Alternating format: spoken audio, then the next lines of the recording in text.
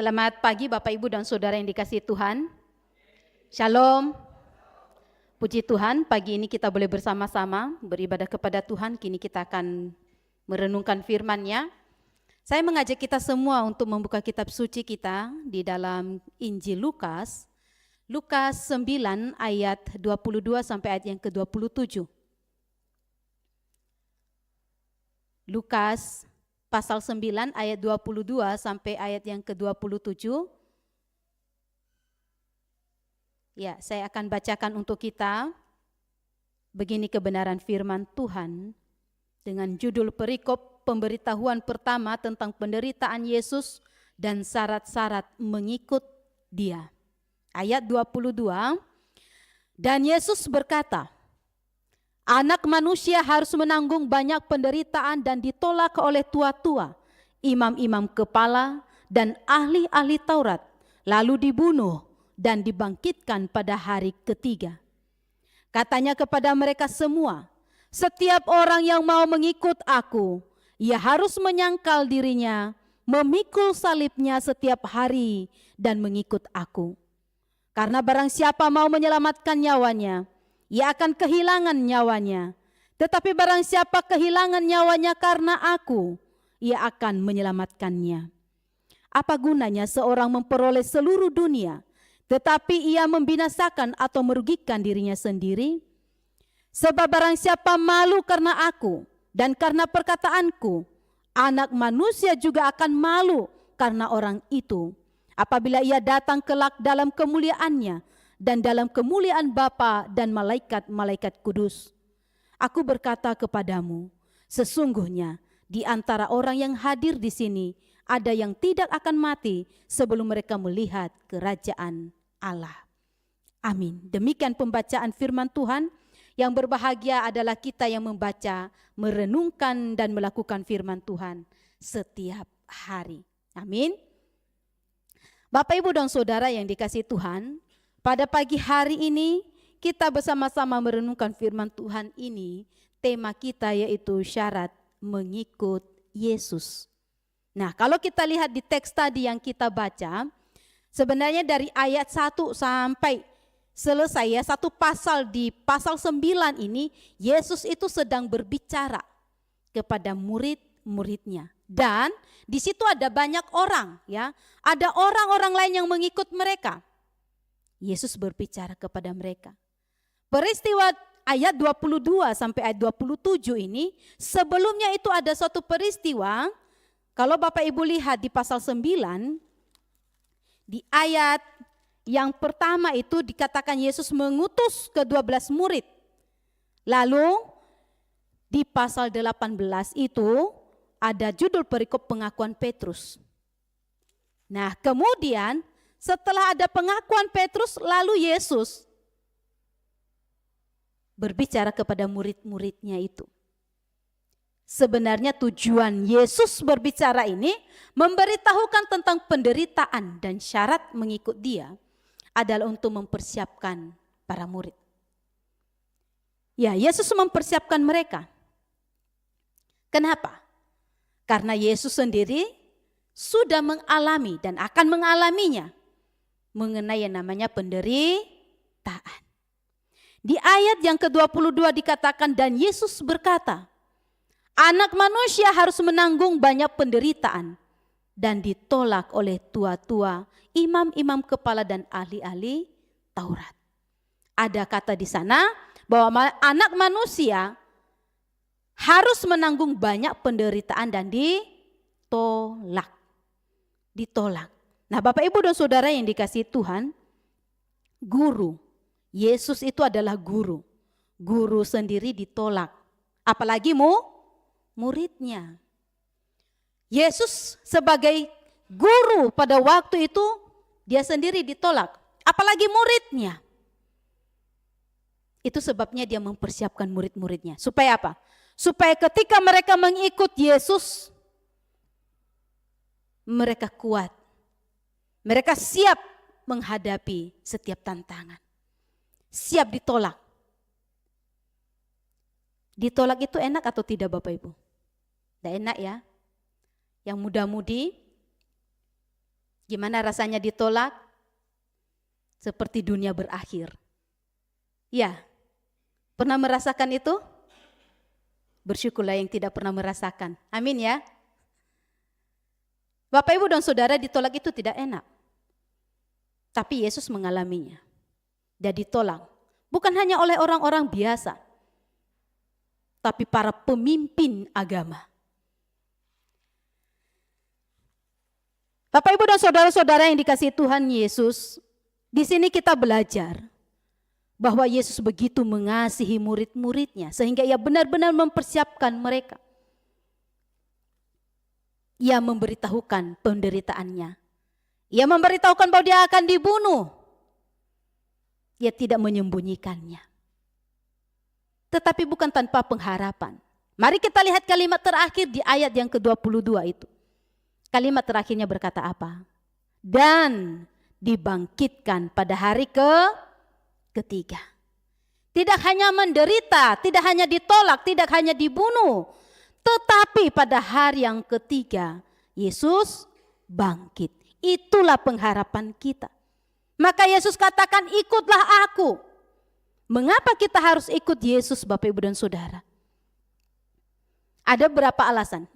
Kenapa kita harus ikut Yesus? Yang pertama, Bapak, Ibu, dan Saudara, bahwa di dalam Yesus itu ada kepastian. Bahwa di dalam Yesus ada kepastian. Bukan mudah-mudahan, bukan semoga. Tetapi ada kepastian keselamatan. Yesus sendiri berkata apa? Akulah jalan, kebenaran, dan hidup. Yesus itu jalan. Yesus itu kebenaran. Yesus itu hidup. Maka Yesus katakan, ikutlah aku. Kita ikut Yesus karena dialah jalannya. Kita ikut Yesus karena dialah kebenarannya.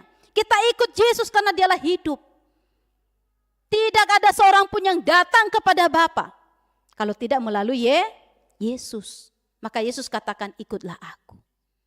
Ada kepastian di dalam Yesus. Lagi kata Yesus, akulah kebangkitan dan hidup.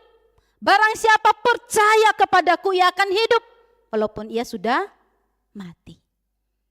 Akulah kebangkitan dan hidup. Ada jaminan yang pasti di dalam Yesus Kristus.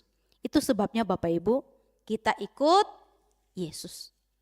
Yang kedua, kita ikut Yesus karena dia yang telah memilih dan memanggil kita. Yesus itu memilih kita, dia memanggil kita menjadi muridnya. Ia membuat kita ini percaya kepada dia. Bapak, Ibu, dan Saudara, berbahagialah kita yang dipilih dan dipanggil oleh Allah untuk menjadi muridnya. Untuk menjadi anak-anaknya. Kita dipanggil. Di dalam 1 Petrus pasal 2 ayat 21, khotbah minggu lalu. Di sana dikatakan apa? Untuk itulah kamu dipanggil. Ya, sebab untuk itulah kamu dipanggil. Karena Kristus pun telah menderita untuk kamu dan telah meninggalkan teladan bagimu, supaya kamu mengikuti jejaknya. Kita dipanggil oleh Tuhan. Supaya kemudian kita meneladani teladannya, mengikuti jejaknya. Kalau Bapak Ibu masih ingat khotbah minggu lalu, itu sangat menantang bagi kita. Bagaimana kita menjadi pengikut yang meneladani teladan Yesus Kristus. Yesus itu, dia adalah Allah yang telah datang ke dalam dunia di dalam kerendahan. Dia Allah yang maha mulia, maha suci. Tetapi dia mau merendahkan dirinya. Dia merasakan segala penderitaan, dia menanggung segala penderitaan, siksaan. Dia berkorban begitu rupa. Dia telah melakukannya dengan setia, dengan taat.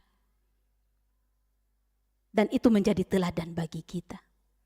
Bapak, Ibu, dan Saudara, mari kita ikut dia. Tadi yang pertama ada kepastian. Yang kedua, dia memilih dan memanggil kita. Kita ikut Yesus supaya kita sungguh-sungguh mengenal dia. Seorang murid kalau di sekolah mengenal gurunya tidak 100%. Karena dia hanya tahu gurunya mulai dari masuk pukul 7 misalnya, Pulang pukul 12, ya hanya beberapa jam saja. Dia tidak akan kenal gurunya seutuhnya.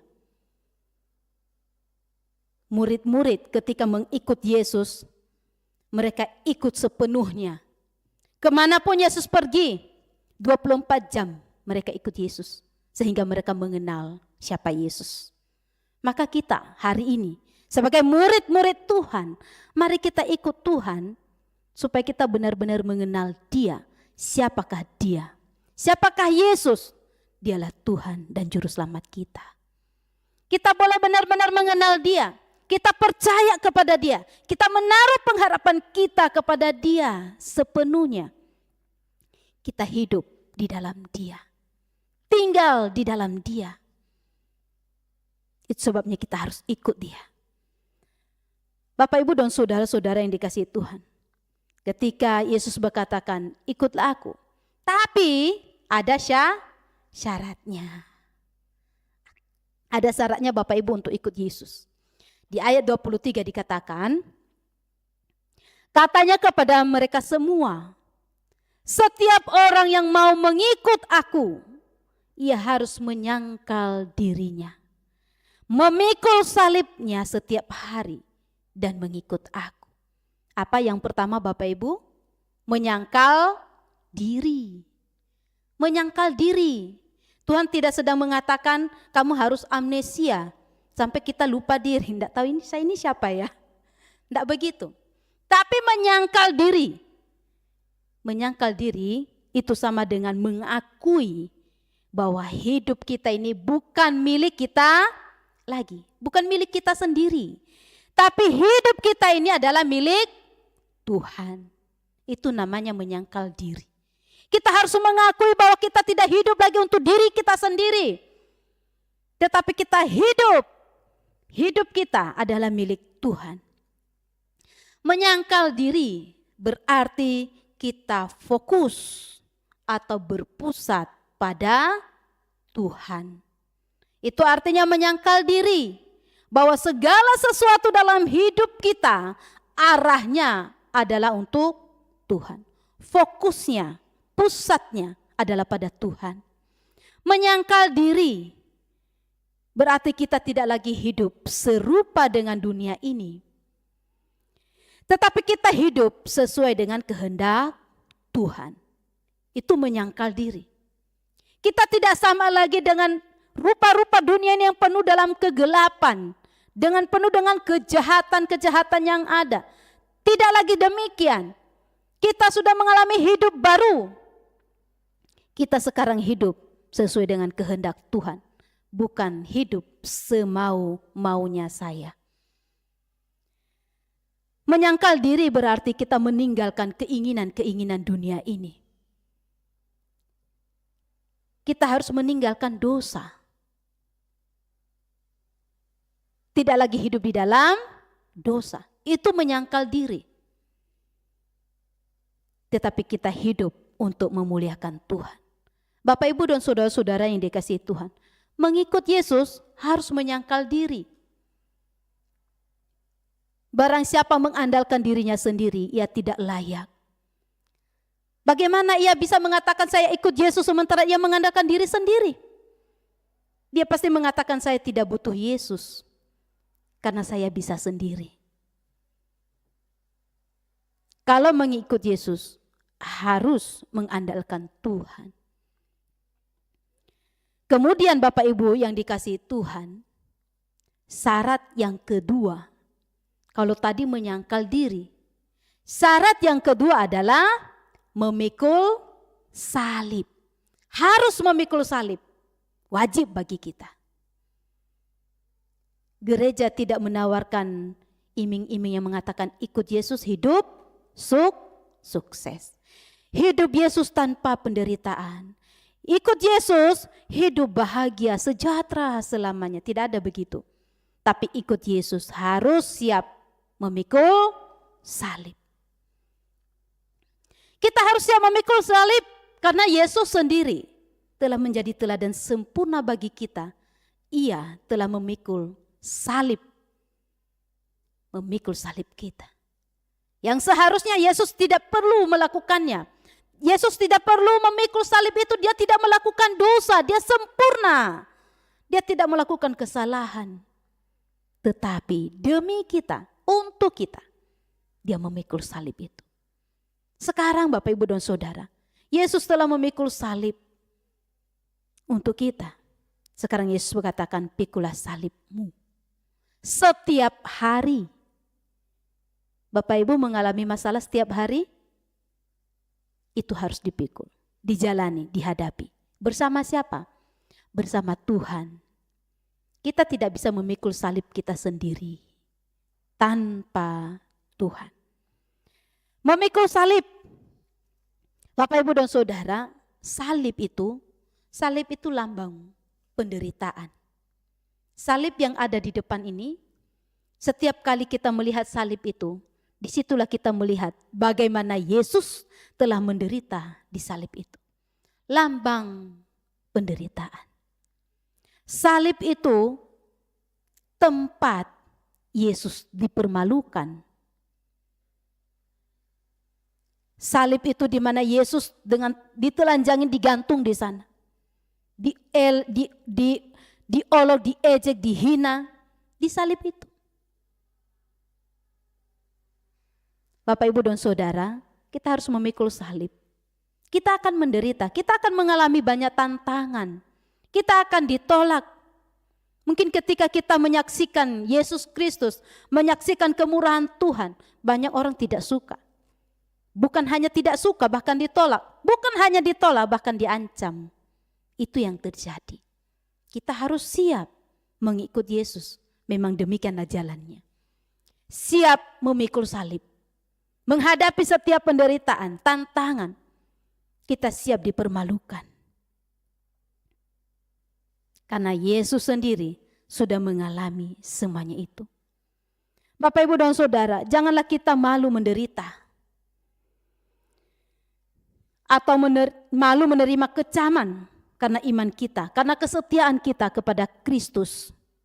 Di ayat 26 dikatakan, sebab barang siapa malu karena aku dan karena perkataanku. Di sana dikatakan, anak manusia juga akan malu karena orang itu. Ia tidak akan diakui di hadapan Bapa. Maka Bapak, Ibu dan Saudara, kita harus siap memikul salib. Tidak perlu malu. Yesus sudah menjaminnya untuk kita. Memikul salib setiap hari. Tidak hanya saat-saat tertentu saja. Tapi setiap hari, setiap waktu ketika menghadapi situasi-situasi yang sulit. Itulah salib kita. Situasi-situasi yang tidak menyenangkan. Tantangan-tantangan dalam kehidupan kita, dalam keluarga kita, tempat kita bekerja. Ada salibnya sendiri. Salib kita berbeda-beda. Amin ya. Harus dihadapi. Bapak, Ibu dan Saudara yang dikasihi Tuhan, syarat mengikut Yesus, menyangkal diri dan memikul salib. Kira-kira ada tantangan tidak mengikut Yesus? Banyak. Mengikut Yesus tantangannya luar biasa Bapak Ibu. Mulai dari keluarga. Keluarga bisa menjadi batu sandungan di dalam mengikut Yesus. Di dalam Lukas pasal 59 ayat 60 itu dikatakan, lalu ia berkata, Yesus berkata kepada seorang lain, ikutlah aku.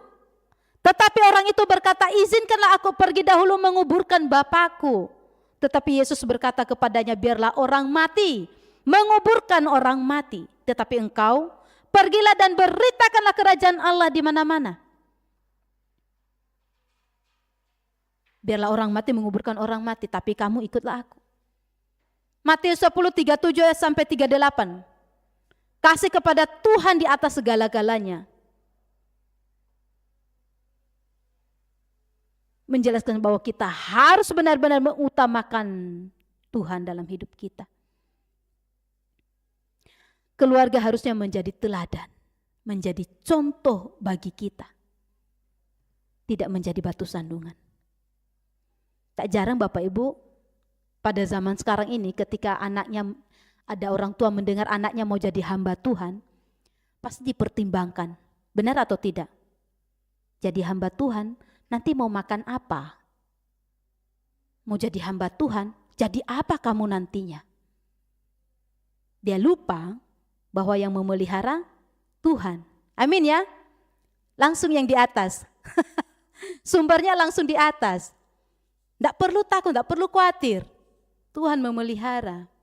Maka kalau ada orang tua di sini, ada anaknya mau jadi hamba Tuhan, jangan ditolak. Amin ya. Didukung. Bagus. Itu yang diharapkan. Amin. Bapak, Ibu, dan Saudara, tantangan dalam keluarga itu ada. Di dalam mengikut Tuhan ada tantangan, dalam keluarga juga ada. Dalam pekerjaan ada tantangannya. Ketika kita mengikut Tuhan, apakah semua rekan kerja kita mendukung kita? Tidak. Pekerjaan bisa menjadi alasan bagi kita untuk tidak mengikut Tuhan. Dan ini sering terjadi. Ayo ibadah, aduh maaf ya, lagi sibuk. Itu yang sering terjadi. Ayo belajar Alkitab, aduh maaf gak ada waktu. Sibuk dengan pekerjaan.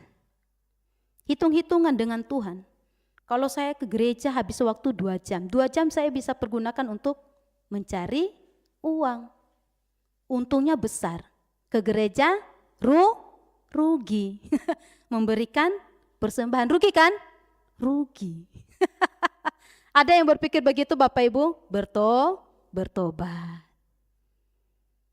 Ke gereja tidak rugi. Bukan masalah rugi dan untung. Kita ke gereja itu bertemu Tuhan, bersyukur kepada Tuhan, beribadah kepada Dia. Tidak perlu hitung-hitungan dengan Tuhan. Kalau sungguh-sungguh kita ikut Tuhan. Tantangan-tantangan mengikut Tuhan, bisa itu harta, tahta, dan jabatan. Banyak sekarang ini, akhir-akhir ini banyak kan artis-artis pindah agama. Kenapa? Tinggalkan Tuhan Yesus. Katanya belum menemukan yang pas. Kurang serak, kurang nyaman. Apalah banyak alasan. Begini Bapak Ibu dan Saudara, kalau kita sungguh-sungguh ikut Tuhan Yesus, iman kita sungguh-sungguh di dalam Dia, kita tidak akan ada alasan untuk meninggalkan Yesus. Amin. Ketika kita mengambil keputusan, aku mau percaya dan sungguh-sungguh di dalam Tuhan, aku mau ikut Yesus sepenuhnya, maka kita tidak akan memikirkan hal yang lain. Susah senang kita hadapi bersama di dalam Tuhan, ya, bersama Tuhan. Mengikut Yesus kadang-kadang bukan hanya harta, tahta, dan jabatan. Pasangan juga bisa, Bapak, Ibu, dan Saudara, menjadi penghalang bagi kita dalam ikut Tuhan. Maka jadilah pasangan, jangan menjadi pasangan yang menjadi batu sandungan, tetapi jadilah pasangan yang sungguh-sungguh mendukung pasangannya untuk ikut Tuhan. Kadang-kadang dalam mengikut Tuhan banyak berkata, aku enggak bisa, aku enggak layak. Tapi mari kita perhatikan Paulus bilang apa. Di dalam 1 Korintus 1 ayat 27, di situ dikatakan, ingat saja. Saudara-saudara, bagaimana keadaan kamu ketika kamu dipanggil? Menurut ukuran manusia tidak banyak orang yang bijak, tidak banyak orang yang berpengaruh, tidak banyak orang yang terpandang. Tetapi apa yang bodoh bagi dunia dipilih Allah untuk memalukan apa yang berhikmat. Dan apa yang lemah bagi dunia dipilih Allah untuk memalukan apa yang kuat. Dan apa yang tidak terpandang dan yang hina bagi dunia dipilih Allah. Bahkan apa yang tidak berarti dipilih Allah untuk meniadakan apa yang berarti. Supaya jangan ada seorang manusia pun yang memegahkan diri di hadapan Allah. Jadi di sini Bapak, Ibu, dan Saudara yang dikasihi Tuhan, kita diingatkan, jangan merasa, duh, ikut Tuhan saya tidak layak. Ingatlah, yang memanggil kita adalah Tuhan. Tuhan memanggil kita dalam segala kelemahan dan keterbatasan kita. Tuhan mau pakai kita untuk menjadi alatnya. Tidak ada alasan untuk kita mengatakan, saya tidak bisa ikut Tuhan. Bapak, Ibu, dan saudara-saudara yang dikasihi Tuhan, bagaimana kita harus ikut Tuhan? Ya dengan syarat tadi, menyangkal diri dan memikul salib. Mari kita belajar dari guru yang sejati, yaitu Tuhan kita Yesus Kristus. Selama Yesus ada di dunia ini, Ia telah taat dan setia sampai akhir. Marilah kita menjadi murid yang sejati, mengikut Tuhan dengan taat dan setia sampai akhir. Karena memang menyangkal diri dan memikul salib yang dibutuhkan adalah SABAR, sabar, setia, dan taat. Itu yang dibutuhkan. Dan kita harus melakukannya. Bapak, Ibu, dan Saudara, kita mengikut Tuhan, mengikut Yesus seperti teladan yang telah Ia contohkan bagi kita. Yang kedua, mari kita mengikut Yesus dengan melayani Dia sungguh-sungguh. Mempergunakan kesempatan yang ada untuk memberitakan kabar sukacita kepada semua orang. Sekali lagi, tidak ada alasan bagi kita untuk menolak panggilan Tuhan. Jangan kita menjadikan situasi-situasi yang sulit itu menjadi alasan bagi kita. Tidak ada alasan untuk ikut Tuhan. Tidak ada alasan untuk kita untuk tidak melayani Tuhan. Semua kita yang percaya kepada Dia, kita senantiasa mau melayani Tuhan. Melayani Tuhan tidak hanya di dalam gereja. Melayani Tuhan sama dengan bagaimana kita hidup sesuai dengan kehendak-Nya. Hidup dalam keluarga kita, bagaimana kita memperlakukan keluarga kita, bagaimana kita memperlakukan saudara-saudara kita, bagaimana kita bersikap di tempat kita bekerja, di lingkungan di mana kita berada. Ketika kita mau melayani Tuhan, kita mau melakukan hal yang berkenan di hadapan-Nya. Sehingga semua orang melihat, inilah anak Tuhan. Inilah dia yang disebut orang Kristen. Bapak, Ibu, dan saudara-saudara yang dikasihi Tuhan, kita mengikut Tuhan. Tadi kita sungguh-sungguh mau belajar dari teladan Yesus. Kita mau melayani Dia. Dan marilah kita ikut Tuhan dengan segera. Dengan motivasi yang benar. Ketika kita ikut Tuhan, jangan motivasi kita ikut karena berkat-berkat-Nya. Memang setiap yang ikut Tuhan pasti diberkati. Amin. Tapi bukan karena berkat-Nya kita ikut Tuhan. Bukan karena kita ingin hidup sukses. Ya, kita mau banyak orang mengenal kita. Tidak. Tapi kita mau ikut Tuhan dengan motivasi yang jelas dan benar. Karena Dia adalah Tuhan dan Juru Selamat kita. Karena Dia adalah Tuhan yang telah menderita untuk kita. Karena Dia Tuhan yang telah bangkit untuk kita. Kita mau ikut Yesus. Sekali lagi Bapak, Ibu, dan Saudara yang dikasihi Tuhan. Karena kita siap menyangkal diri dan memikul salib. Amin. Biarlah masing-masing kita yang hadir pada pagi hari ini, Bapak, Ibu, dan Saudara, kita mengambil suatu komitmen yang sungguh-sungguh di dalam Tuhan. Kita sungguh-sungguh percaya Yesus Kristus adalah Tuhan dan Juru Selamat kita. Kita tidak akan malu mengakui Dia dimanapun kita berada. Kita tidak akan malu menjadi saksinya dimanapun kita berada. Kita akan siap mengikut Tuhan.